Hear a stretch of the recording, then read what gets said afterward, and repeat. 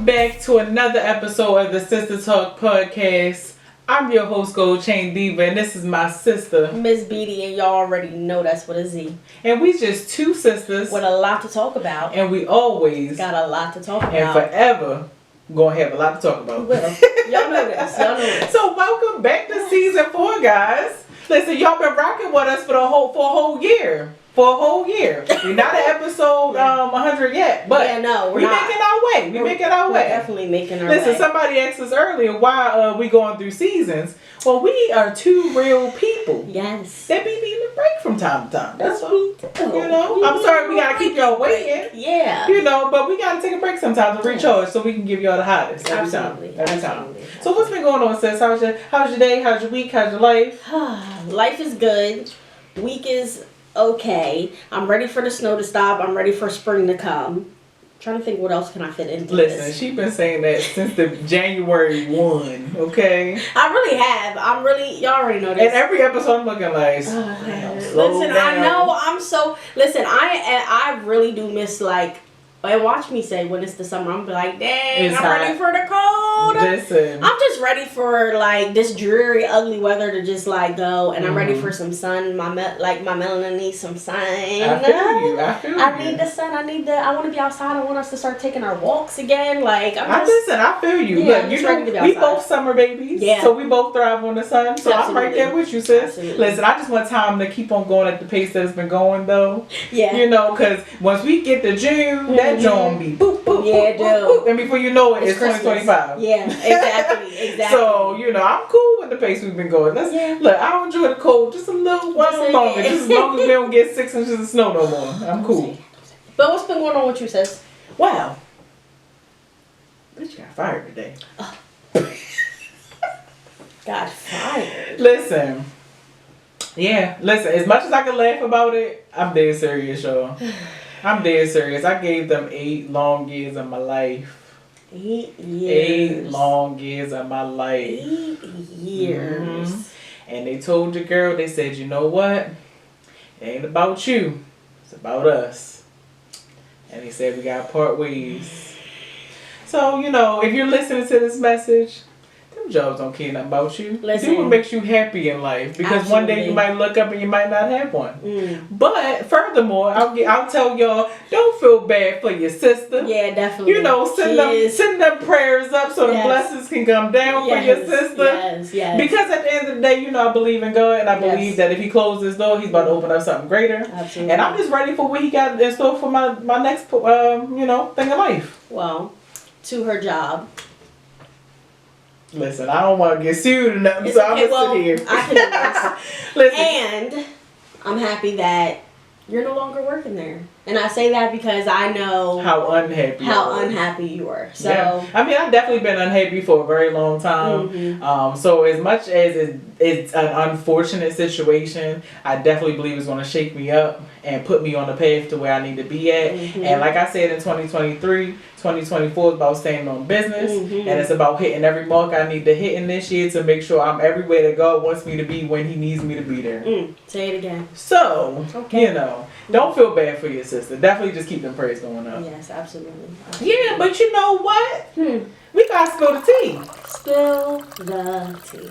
Spill the tea, y'all. Look. I had to say it because that's your line. Yes, I love it. All right, sorry, y'all. Listen, before the break, right? Yeah. We talked a lot of, we always accepted our Asian brethren. I was going to say, our Asian brethren. We love y'all. Listen, we've been accepting our Asian brethren, because when we say they have Asiatic descent, the original black man. Yes. So we've been rocking and rolling with them. Yeah, we have. But this is where we draw the line. Oh. And the reason why we're drawing the line is because there was a Caucasian fellow on TikTok that said, black people, I'm glad y'all are so accepting to let us into the culture, but y'all gotta draw the line somewhere. Because this is foolishness. So I'm here to tell y'all about two rappers in particular that are Asian rappers, one of which goes by the name of Sho, aka S-Time, aka Pop Sho. He's a rapper that's making waves in Japan, but also he's now worldwide. Now, a lot of his music actually is uplifting, I will say. Okay. You know, he talks a lot about not doing drugs, staying in school. So he's very uplifting, don't get me wrong. Okay. But the song that caught my attention was a song called Sushi. Sushi. I like sushi. Sushi. Sushi. Sushi. I like sushi. I like sushi. Sushi. Sushi. I like sushi. Sushi. Sushi. 冬には旬の寒ぶり。丸太のような寒ぶり。寿司と寿司の合間にガリを食べてそうけ。ネタにわさびシャリ。 And this man got the pop smoke braids, and he's most known for having this gold chrome. I want to say it's a Mercedes. Sushi. What? I like sushi. Look, and whole time he's sitting in the video with the chopsticks. I was about to say, does he have the chopsticks? Yes, bro. Whole time he's sitting there with the chopsticks eating the sushi. I love it. No, I don't. That's why we drawing the line. No, we drawing the line, sir. No, no. We will not allow you to make mockery of hip hop. Listen, niggas with attitude didn't go against the police for that. Yeah. So that's why that's why I'm drawing the line. Listen, I appreciate. Look, like I said, I don't think y'all culturally appropriate because I do believe that. Like he's really like that. Yeah. He's really like that. Right. However, the song is a little catchy. Yeah. But it's dumb. So he's like the Ice Spice of the basically Chinese. Basically. Interesting. Basically. Then we got another rapper named Eric Rapid.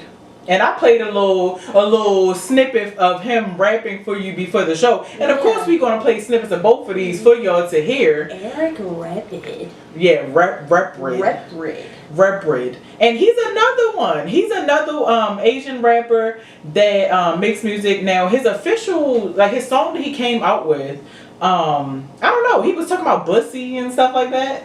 And I really, in my mind, really like think like, sir, do you know what bussy is? Cause like, do you know what bussy is, sir? Yeah, I don't feel like he knows what bussy is. I fuck so much pussy, I might switch to bussy. The bitch is Asian and I call her for some sucky. Yeah, but you know, this is where we have to draw the line. Because we gotta gatekeep somewhere. Yeah. And I think our culture has been so inviting to everyone, but because of the trash that I've been seeing lately, we gotta reel it on in. Yeah, because they're getting carried away. So, brethren, tighten up. Yeah. Tighten up. Yep, so more on Spill the Tea. Now, we've talked in previous episodes about like some weird and crazy couples that we've seen. Yeah. Which was Tyga and Avril Lavigne. Which lasted for all but what, a cough, sniff, and a wedgie like not that long. Yeah. But I found it so interesting that I actually came across that Meghan Trainor, you know, Miss I'm all about that bass, no trouble. Yes. She is actually married to, drumroll, Daryl Sabara. And if y'all don't know who Daryl Sabara is, you know, Spy Kids, Junie. And when I saw that, I was like, what? First of all, when I saw the video, he was on there doing something. She wasn't even in the video. And I'm looking like, is that the dude from Spy Kids? He all grown now? Yeah, it's so weird. I feel like, because there's a lot of stars that we grew up with that were kids, that when you see them now, you're like, what? Bro. And then I just look, he has a fraternal twin. So he's a twin. Really? Never would have known. He's a fraternal twin. What? Yep, and the crazy thing about it is he's been married to Meghan Trainor since 2018. So we are behind the curve. Super behind. Yes, and they have 2 sons. So they've been married for a minute. Oh my gosh, where have we been? Girl, I guess Under a Rock 2020 hit and we wasn't paying attention to nothing. To nothing. Well, COVID. That took over, but wow. Yeah, crazy. Crazy. So we're going to have a moment in Black Histories with the Sisters. With the sisters. We're going to talk about what? The Mandingo candle. Yeah, so. And how Yeah.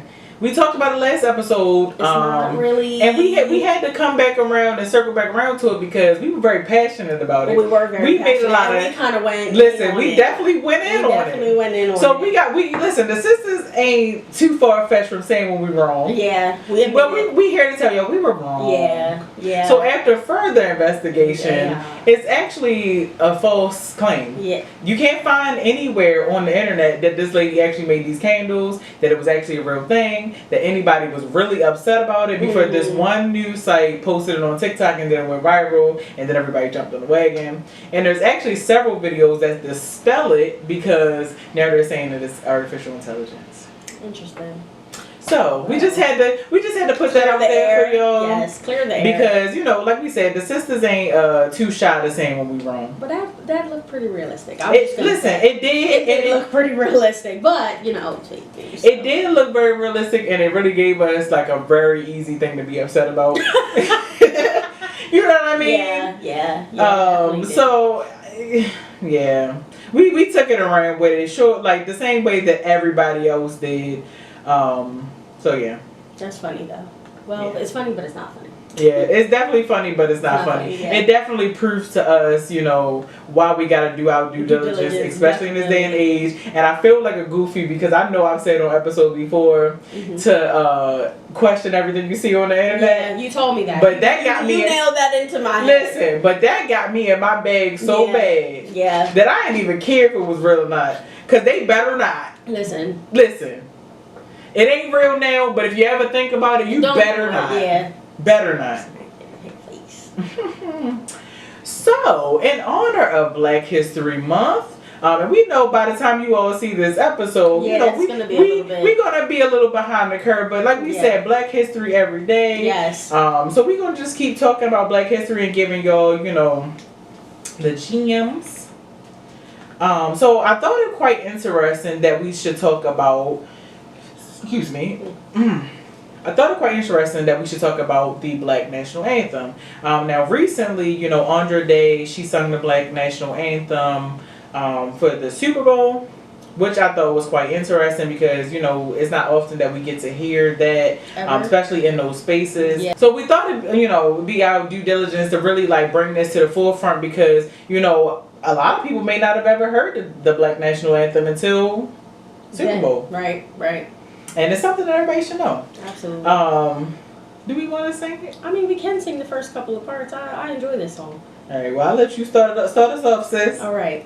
Lift every voice and sing till earth and heaven ring with the harmonies of liberty.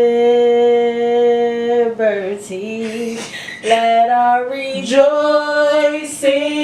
rise high as the listening skies. Let it resound loud as the rolling sea. This is the best part of the song right here. Here you go. Sing a song full of the faith that the dark past has taught us. Sing a song full of the hope that the present has brought us.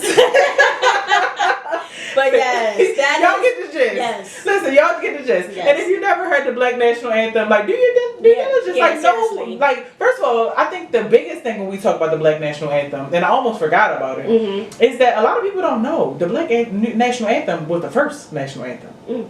Say it again, one more time. The Black National Anthem was the first national anthem. Okay. No national anthem existed before this one. Yeah. Okay? So, let me just, story time.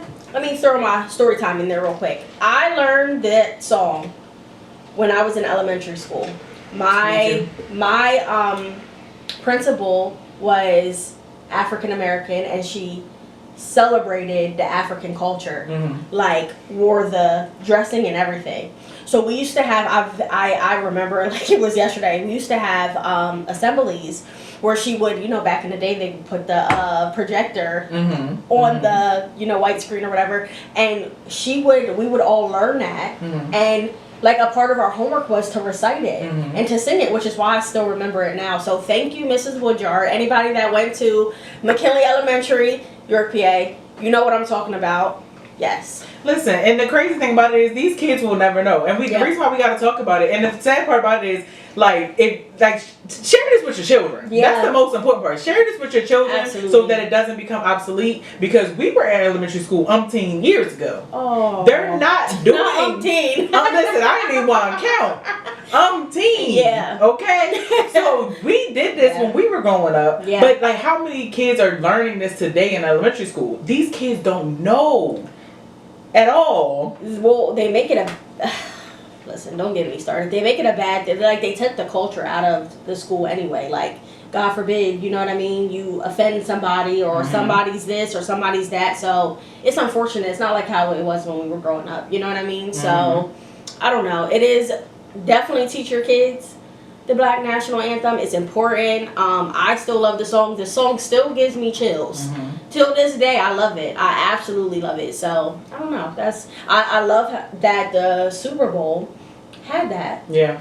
What took them so long? Well, and we chatted a little bit in the car prior to the episode. Yeah. And a lot of people give crap for, you know, Jay-Z. And we kind of told him to tighten up. We did tell him to tighten up. But you still need to tighten up, You sir. do, a little bit. We told him to tighten up yeah. at the end of third season. Yeah. But that was for good reason. Yeah, Okay? yeah, definitely. But a lot of people talk crap about Jay-Z because they say that he sold out, especially when it came to the NFL, especially because now he has a seat at the table. And what they fail to realize is this man wants to work from the inside out. Absolutely. And so, do I believe that he had something to do with them, like making sure that that was a integral part of the Super Bowl during Black History Month? Most chances. Absolutely. So we got to take small wins wherever we get them. Absolutely. We may not be able to get, you know, big wins, but we definitely can get small wins. So. Yeah. So listen, hand clap for the Black National Anthem at the Super Bowl. That was awesome.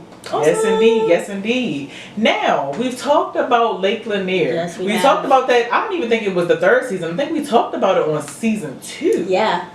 Because we've been with y'all for a minute. Listen, If y'all been rocking with us for a minute, y'all know we talked about Lake Lanier. Yes. But for those who don't know about Lake Lanier's history, let's give y'all a little backstory. So Lake Lanier is actually in Oscarville, Georgia. Now that's not that far from Atlanta, and this happened back in at least 1912. It was a city where we had black, influential, affluent people. You know, people who were carpenters, people who were doctors, people who, you know, had all these skill sets. Like, we were amazing people. It was, I think, honestly, that might have been, I don't know if that was Black Wall Street or not, but I mean, if it wasn't, it was giving those type of vibes. Yeah.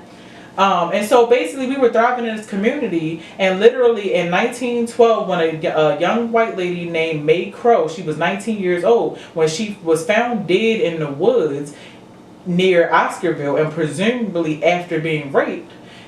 Basically during that time, we know it's not uncommon for people to go to the black communities and just try to pin it on anybody. Right.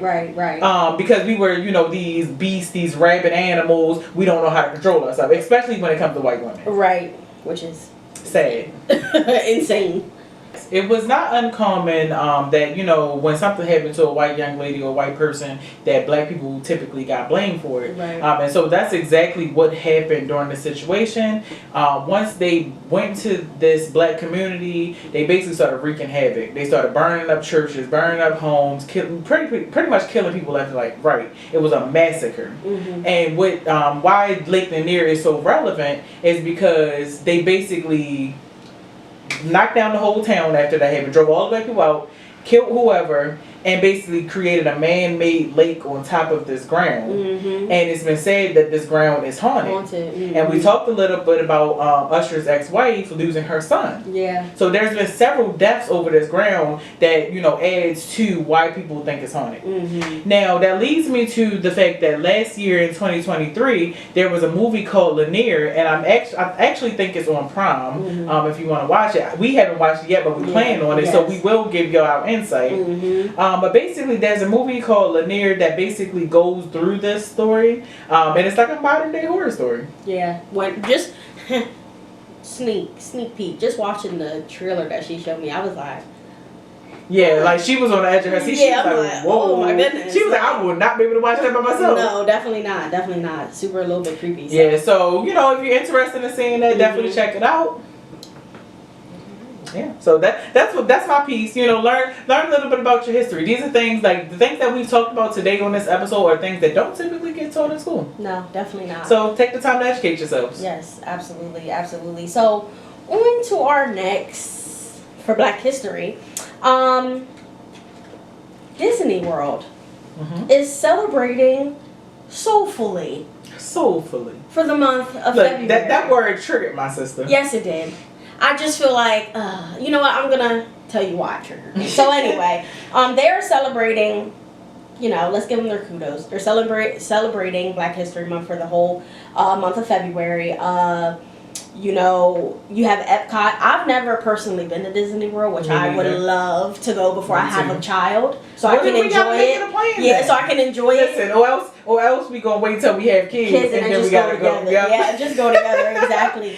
But they have different like festivals and art. They have people dancing, like doing the African dances. They have Black princesses, which they're beautiful, and we're gonna put them up for you to see. They even have dolls. They made the princesses into dolls, which is so cute. They have a lot of other different things going on, like they have food, which is amazing. Let me read you some of this food. Listen, my sister got excited about I really did. Shrimp and grits. Featuring spicy shrimp, corn grits with bacon, jam, and crispy radish. And now Black people don't eat no radish. I can't really say I've had radish too much besides it in the salad. Bro, well, first of all, I told you I never had radish till I tried to juice one. Oh yeah, you said I will never do that again. Yeah, you said that wasn't too good. So they're kind of, what's that movie? Oh, Princess and the Frog. Yes. So the theme of like the different food that they're having is Louisiana. And it's based off of that. So I thought that was really, really cool. To be honest, when I first stumbled upon this, I was like, this is not real. Like, Disney World is not honoring, you know, Black History Month, because why has it taken them so long to do something like this? Well, I got a question for you. Yes. Because when you shared this story with me the first time, it had a lot to do with they were giving out discounts. Because Black people get into for free. I'm sorry, I skipped over that. 100%? Not 100% free, but you get a discount. Oh, and you gotta show your birth certificate to show that. Well, that you're actually Black. Well, that's another thing that they were making. Well, all right, that part. But I also remember faintly that they were DNA testing everybody. Yeah. But your birth certificate had to say that you were African American. But not birth certificate, but you know what I mean. Like, it had to say what your nationality. Like, you had to prove I get that, but I think I get that. I totally get that. Yeah. But the furthermore was they was DNA testing everybody, because even if you got a drop of African American in you, they was going to give you the discount. Now. And that was the part that had me like, is they really out here DNA testing niggas? First of all, I would hope for certain not. Because at the end of the day, goodness gracious. Listen, because that stressed me out. I was like, it ain't never been that deep. It ain't never been that deep to get in nowhere for free for you to be DNA testing me. Because I especially remember them saying that they wanted to DNA test people so that there would be no discrepancy. So that people like that were Black, even the littlest bit, and they don't look Black, they wouldn't be discriminatory against anybody. Well, we know that would definitely try it. Absolutely. And not feel no shame. Well, they the main ones that got their Ancestry.com anyway. Because I ain't never did my Ancestry. I'm not gonna lie. Well, I'm not saying that most people. I'm just saying me. I know people have though. No, because a family member of mine wanted all of us to do it on my mom's side, and my mom was like, "No, I'm not doing no Ancestry.com. Mm-hmm. I know where I come from," and I'm thinking, "Well, Mom, you're a little on the light side, so why don't we just figure that out? Right. Let's figure out, because you know, we've had this conversation about my nationality. So I know I'm black, and I know I'm white somewhere down, and some others. But what am I? Mm-hmm. So it would be interesting. I don't know. So you did do it or you didn't? Never did it. Okay. My mom said no. I'm about to say I actually have. My best friend, she did it.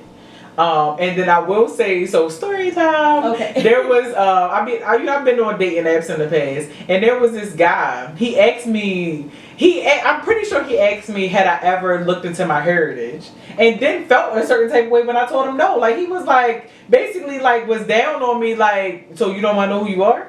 And I'm like, well, damn. What do I say? Well, now that you put it like that, damn, I feel inclined to figure it out. Like, they said maybe the sisters should do Ancestry.com. Lord, y'all, look what I done tucked myself into, y'all. Listen, that would be interesting. Okay. All right, listen, well, I'm with it. Let's try I'm it. with it. And then we can read off to our watchers what we are. What we are. They better not say no crazy stuff. Listen, I'm trying to figure out what part of Africa I'm from. Because I'm going back to the motherland. All I got to say is I got 30% of Ghanaian in me, singing Senegalese, any of it. I'm going to Africa. I'm going to show them I'm from here. Listen, I don't know. I'm a little scared of what mine might say. I am, because I don't. Listen, yours definitely going to have. Well, mine is going to have European in it too, though. Mm-hmm. I know. I don't know if I got a chance to share this when we talked about it the first time, but I know I have white people in my family, and they're not that far back. Yeah. They've been at family reunions. I don't know where they went to the last couple family reunions because I ain't seen them. But I remember them being there. Okay. And then my grandmother, like you've seen my grandmother. Mm-hmm. My grandmother is very fair skinned, very straight type long hair. Mm-hmm. All of her sisters look exactly like her, and my great grandmother, her mother, looked like a complete Indian woman. So I know I have Indian in me somewhere. Right. So it definitely would be nice to figure out, I say we do it. That sounds All fun. right, listen, we gotta hold each other accountable, and if we don't, y'all do. Y'all do. Yeah, definitely, definitely. So. Well, speaking of Disney, Disney. it's time for conspiracy talk. Conspiracy fingers. Alright, so speaking of Disney, there was a situation going around on TikTok from a creator where she made claims that Disney had bought the rights to the Bible in order to create a Bible series, like a series on Christ and different things like that. Yeah. Now, like I said, we gotta fact check everything. Yeah, yeah. And I'm glad I fact checked this first before I told y'all about it, because this also had me up in airs, because I'm like, Disney be doing some questionable stuff. Yeah, they do. Doing some questionable stuff. So, in the process of me doing my research, and this young lady, her name is Clarita's Voice on TikTok, she went on to say, all these different things about they've taken different passages out of the Bible and all this different stuff. And I'm just like, okay. But I'm here to tell y'all, if y'all heard that same rumor, it's not a conspiracy. It's not a conspiracy. After doing much research, Disney did not buy the rights to the Bible.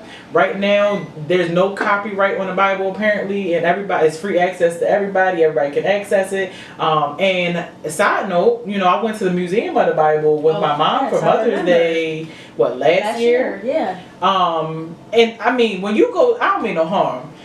I didn't know that much about the Bible. I didn't know it was so many different versions of it. Mm-hmm. I mean, it's been published several different times. Yeah. It's crazy. It's crazy. It's crazy. Like, it's the most highly sold book in the entire world, period. So, it's not a conspiracy, guys. As much as I wanted it to be a conspiracy. I wanted to give Disney the smoke. Yeah, but you couldn't. Nope, I can't do it. Well, Can't do it. Alright, y'all. Last but not least, we are going to have our topic for today. Listen, a juicy topic to start us off for season 4. Super juicy. Learning about our emotions from our parents. Or lack thereof. Or lack thereof. Right, exactly. I feel, first of all, I stumbled across a video. It was very, very intriguing to me. And let's just say this. A lot of times it's hard to have uncomfortable conversations with our parents, period, in general. You know what I mean? It's a tough cookie. I know I struggle sometimes with my mom because you never want to be disrespectful. You never want to be, you know what I mean, too smart. We're still children at the end of the day in their eyes. No, we ain't children. We're their children. They're children. But we're not children. But we're not children. Yeah, so look, that's where we gotta remind them. Yeah, definitely. But just learning really, really bad patterns when you're younger as a child with your expressing your emotions. Yeah, because a lot of times we are not able to express our emotions when we are children. I can name numerous times that I've been younger and my mom was like, "Listen, it's my way or the highway. You don't get the feel. You just do what I say." In all reality, it should have been handled like, you're allowed to feel how you want to feel, but this is what, you know what I mean? Like, maybe it could have been to help you.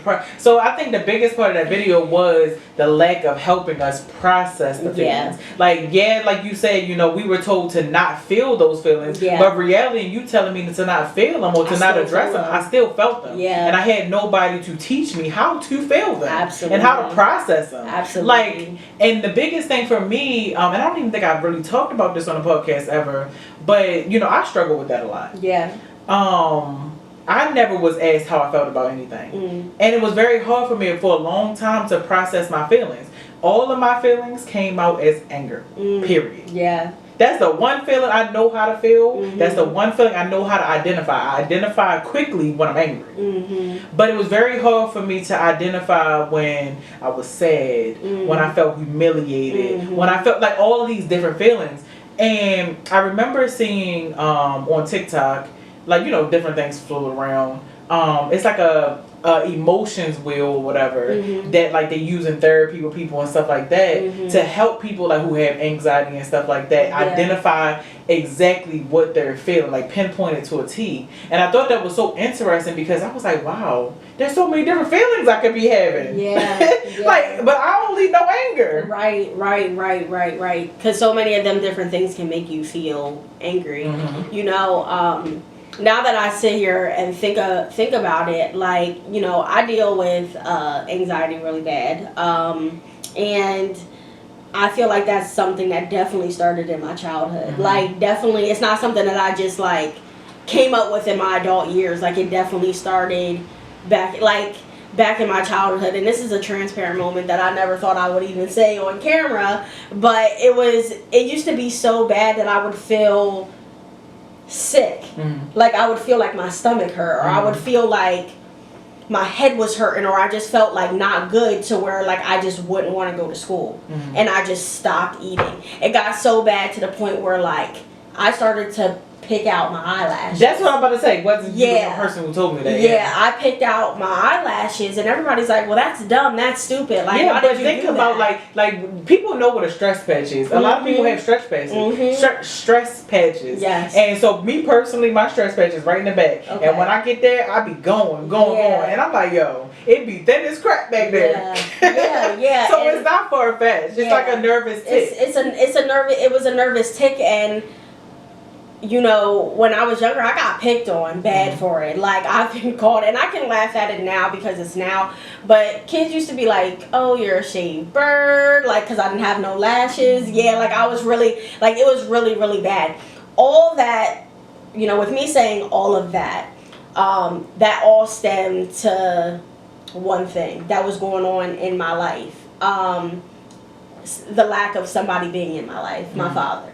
And I wanted him there and didn't understand why he wasn't there. And my mom couldn't be, we talk about, a mom and a dad at the same time, and she tried to do what she could to help me emotionally, but realistically she can't do everything. And it's so crazy because I guess I can speak from the opposite perspective because I was raised, and I'm don't get me wrong, I gotta say this because my mom is one of my biggest supporters on this show. Absolutely. And she felt a certain type of way when I did say that I was raised by my father, because let's make it clear. My mother was always in the picture. Absolutely. My mother was always a constant in my life, but I lived with my dad. Yes. I lived with my dad for a very large portion of my life. Yes. But my mother, let's make it clear, my mother was there. Right. But, you know, me being primarily raised by my father. Yeah. And not having that female figure in my home every day, there's only so much a man can teach a woman. Mm-hmm. And so we already know men struggle, and I think that was the video touched on as well, is how men struggle with expressing their emotions particularly. Absolutely. And so because that is, you know, the stigma of what men go through, my father, he didn't have the emotional utility and tools to be able to teach, like to, you know, empathize and feel and go through those emotions that a woman goes through, because he's not a woman. Yeah. Because he's wired differently. Yeah. And so because of that, you know, me experiencing my parents get divorced at a very young age, you know, then being moved with my mom to with my dad, to then, you know, my dad getting remarried, my mom getting remarried, they're both going on to have other children and things of that nature. Nobody ever asked me along the way how I was feeling about moving from here to here, moving, you know, having to do with this, and, you know, not getting as much attention from my parent anymore, because now they got to split attention to my siblings, and you know, those are things that, as much as we want to tell our kids to not think about it, or we don't think it affects them, it really does. It does. And so therefore, you know, because I never had nobody telling me how to, like, you know, helping me express my emotions and talking to me about how I was feeling, a lot of that translated into me keeping it inside. And so now as an adult, I have a hard time expressing my emotions. I have a hard time being vulnerable because I was never given an environment to be vulnerable. Right. And so now in my adult life, you know, I'm realizing, like, okay, number one, as adults, we have to realize we weren't in control then. Yeah. But we are in control now. Absolutely. And so when we start to realize that those things come up in our adult lives, it's up to us to now figure it out. We cannot blame mommy and daddy no more. Nope. And the biggest thing of my journey was realizing that my parents were learning as they were trying to teach me. Listen. So they didn't have everything. Ditto. You know, a lot of times I reflect on, you know, what I have been through when I was younger and how angry I was towards my dad. But like you just said, he was learning. He was young. He had to make trials and tribulations in his life. And me and him are at a really good space now. We see each other. It makes me happy when I, you know, see him and being able to talk. And then the most important thing is, like, realizing that my parents are getting older and they're not going to be here forever. And just, like, loving on them while they're here. That's a sad reality, bro. That's a sad reality. Yeah. Like, as much as we feel like we're these young whippersnappers, Yeah, we're not. Everybody is getting old around us.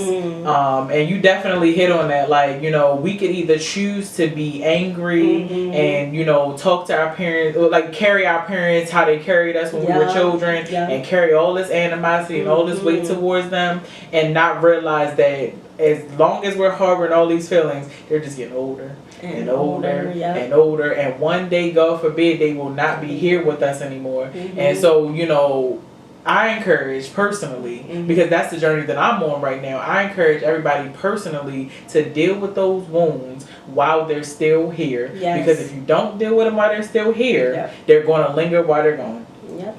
Message. Quote me. Super message and super quoter. Yeah, quote me. But it's just like I guess I'll take it. Like, you shameless plug me in.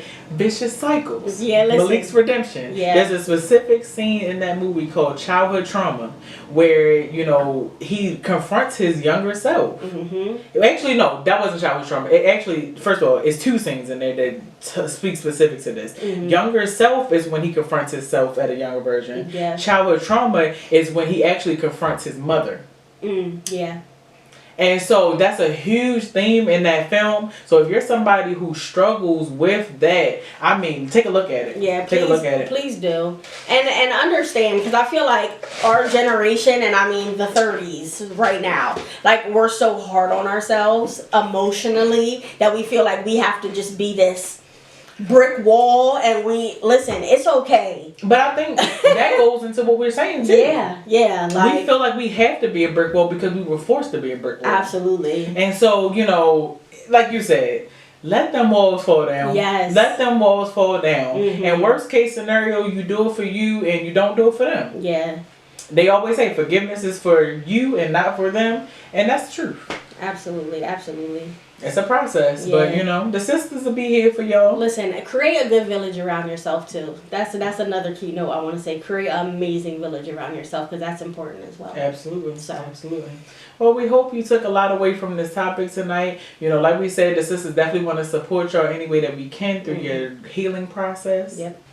Definitely check out Vicious Cycles Malik's Redemption on my YouTube channel. I'm going to plug in once again. Click the link up top. Click it down the bottom. The recommended video, wherever it shows up, is going to show up for you. It's a 40-minute short video. And I'm sure you'll laugh. You'll cry. Yeah. You'll have all these emotions. But at the end of the day, you'll come out better from watching it. So we're here for y'all. We're here for y'all. We want to have these tough conversations because we realize the black community struggles with having these conversations. Absolutely. And not just the black community, because we know we have others that watch as well. Yeah, but, you know, specifically because that's what we identify with. Mm-hmm. Yep. So thanks for tuning in for another episode with the sisters. We hope y'all enjoyed this episode, this first episode of the 4th season. And I'm your host, Gold Chain Diva. This is my sister, Miss BD, and I'm tired of saying it. Y'all already know what it's. Yep. And we just two sisters. With a lot to talk about. And we always got a lot to talk about. Always got a lot to talk about. If you want to follow me on social media, you can follow me at goldchain__diva. You can follow my sister, MZ_BD, and that's on all platforms, y'all. Well, thanks for tuning in. Have a great night.